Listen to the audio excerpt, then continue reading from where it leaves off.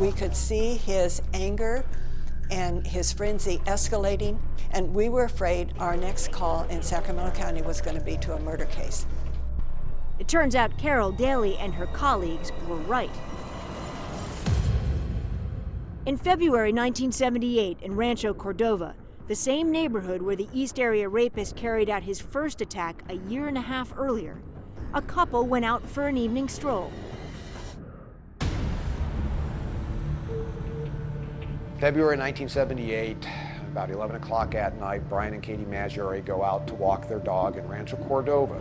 At some point, it appears that Brian and Katie Maggiore ran across a prowler. And the guy with the ski mask got real close to Brian, shot him in the chest, and killed him.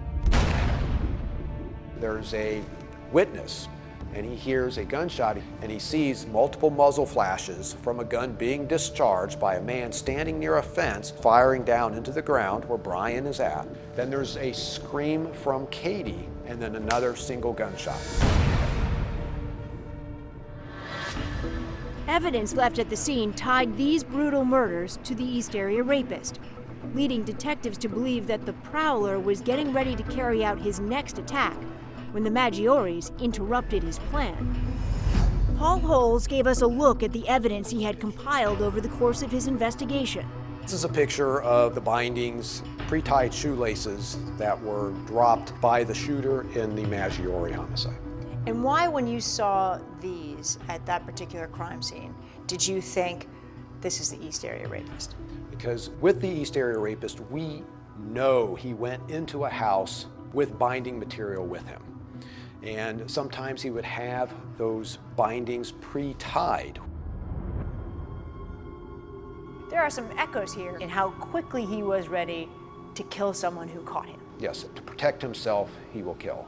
And that's what it appears that happened with Claude Snelling, almost happened with Officer McGowan, appears to have happened with Brian and Katie Maggiore. But this time, police were left with more than just a crime scene. Witnesses got a good look at the killer during all the commotion.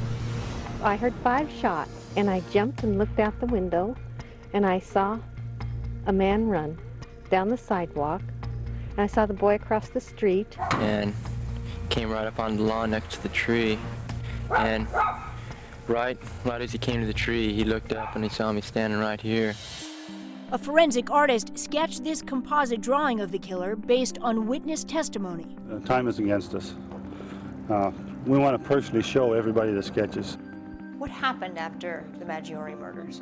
In essence, the Sacramento phase of the East Area Rapist series stopped. It's almost as if he decided after that double homicide, there was too much heat on in Sacramento and he needed to move out of that area.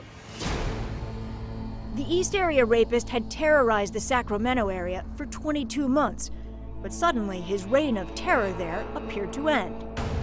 What no one at the time knew, though, was that the East Area rapist was moving southwest and expanding his hunting ground, choosing an area 90 miles away, just outside the San Francisco Bay Area.